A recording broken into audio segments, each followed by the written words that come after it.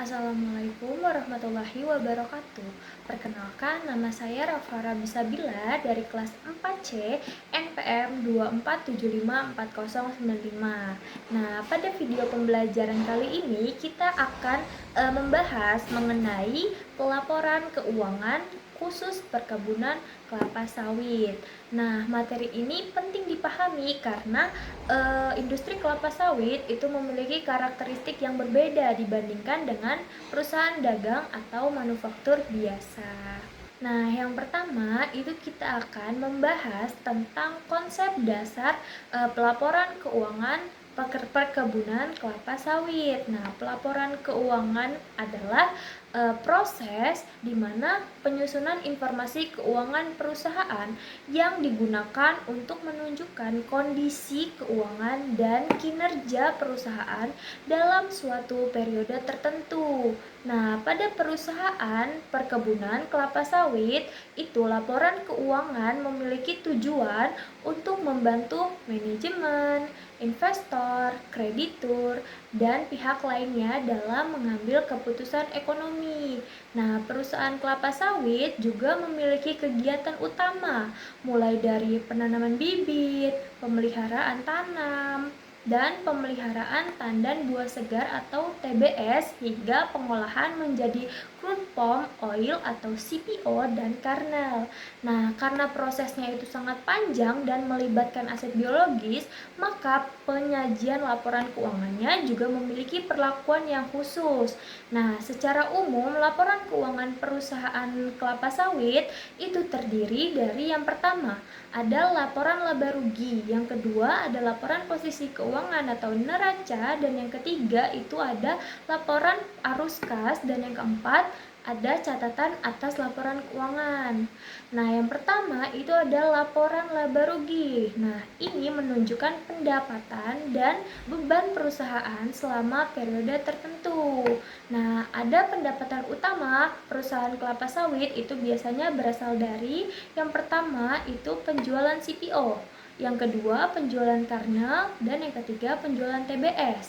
Dan sedangkan beban utamanya yaitu ada biaya panen dan pengangkutan, biaya pengolahan di pabrik kelapa sawit, dan amortisasi tanaman menghasilkan.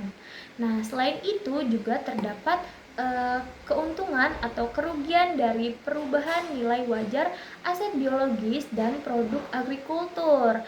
Nah, pos ini menjadi ciri khas perusahaan perkebunan kelapa sawit. Nah, yang kedua itu adalah laporan posisi keuangan. Nah, ini menunjukkan aset, liabilitas, dan ekuitas perusahaan pada tanggal tertentu. Nah, aset perusahaan kelapa sawit itu terdiri dari yang pertama ada tanaman belum menghasilkan atau TBM, yang kedua ada tanaman menghasilkan atau TM, yang ketiga ada mesin dan peralatan pabrik, yang keempat ada kendaraan operasional, dan yang kelima ada persediaan CPO dan kernel. Nah, liabilitas perusahaan kelapa sawit itu juga dapat berupa utang bank, utang usaha, dan utang pajak. Sedangkan ekuitas itu terdiri dari modal pemilik dan saldo laba perusahaan. Nah, yang ketiga itu kita akan membahas laporan arus kas. Nah, ini menunjukkan aliran kas masuk dan keluar perusahaan. Nah, arus kas juga dibagi menjadi 3 aktivitas, yaitu yang pertama aktivitas operasi, aktivitas investasi, dan aktivitas pendanaan. Nah, contohnya itu penerimaan kas dari penjualan CPO itu termasuk ke aktivitas operasi. Yang kedua itu pembelian mesin pabrik itu termasuk ke aktivitas investasi. Sedangkan penerimaan pinjaman bank itu termasuk ke aktivitas pendanaan. Dan yang keempat itu ada catatan atas laporan keuangan atau CALK. Nah, ini digunakan untuk menjelaskan informasi tambahan mengenai kebijakan akuntansi, estimasi, komitmen, dan risiko perusahaan. Nah, bagian ini itu sangat penting karena perusahaan kelapa sawit itu memiliki banyak estimasi seperti penentuan nilai wajar TBS dan umur produktif tanaman kelapa sawit. Nah, selanjutnya kita akan membahas tentang karakteristik khusus akuntansi sektor perkebunan. Nah, berbeda dengan perusahaan biasa, sektor perkebunan itu memiliki karakteristik akuntansi yang unik. Yang pertama itu adanya aset biologis. Nah, aset biologis adalah tanaman hidup yang dimiliki oleh perusahaan.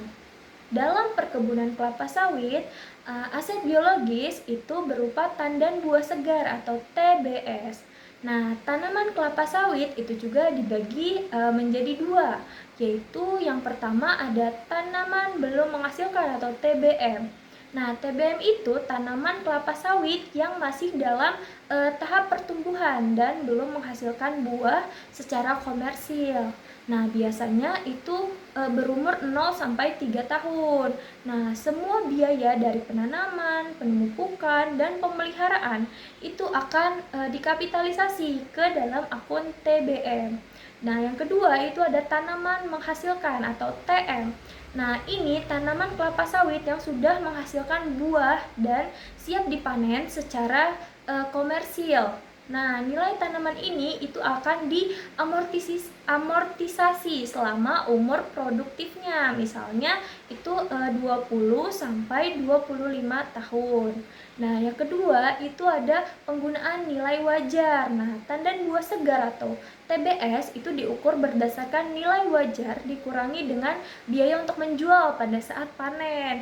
Nah, akibatnya itu laba perusahaan itu akan berfluktuasi mengikuti harga komoditas dunia. Nah, jika harga CPO naik, maka laba perusahaan itu juga akan meningkat, dan sebaliknya, jika harga itu turun, maka laba ikut turun. Nah, yang ketiga itu ada siklus produksi yang panjang, di mana perusahaan kelapa sawit itu membutuhkan waktu bertahun-tahun sebelum tanaman menghasilkan pendapatan. Nah, karena itu banyak biaya awal yang harus dikapitalisasi terlebih dahulu sebelum diakui sebagai beban. Nah, hal ini berbeda dengan perusahaan dagang yang langsung menjual barang setelah membeli persediaan. Nah, yang keempat itu ada industri sawit juga menggunakan indikator kinerja khusus atau KPI. Nah, adapun KPI penting yaitu yang pertama ada yield atau produktivitas kebun. Yang kedua itu ada OER atau oil extraction rate. Yang ketiga itu ada biaya per ton CPO. Nah, KPI ini itu membantu perusahaan menilai efisiensi operasional dan profitabilitas usaha. Nah, terakhir itu kita akan masuk ke contoh penerapan dan ilustrasi sederhananya. Nah, contoh yang pertama itu kita akan menghitung yield. Misalnya, sebuah perusahaan itu memiliki luas areal menghasilkan sebesar 10.000 hektar. Dan total produksi TBS selama 1 tahunnya itu misalnya 300.000 ton. Nah, rumusnya itu total produksi TBS dibagi dengan luas areal menghasilkan. Maka yieldnya itu 300.000 ton dibagi 10.000 HA. Totalnya 30 ton TBS per HA per tahun. Artinya setiap hektar lahan itu mampu menghasilkan rata-rata 30 ton TBS per tahun. Nah, semakin tinggi yield, maka semakin baik produktivitas kebun perusahaan. Nah, contoh yang kedua yaitu kita akan menghitung OER. Nah, misalnya sebuah pabrik itu mengolah 20.000 ton TBS dan menghasilkan 4.400 ton CPO. Rumusnya itu jumlah CPO dibagi dengan jumlah TBS untuk diolah dan dikali 100%. Maka 4.400 dibagi 20.000 dikali 100%, hasilnya 22%. Artinya dari setiap 100 ton TBS yang diolah itu perusahaan berhasil menghasilkan 22 ton CPO. Nah, semakin tinggi OER, semakin efisien proses pengolahan pabrik.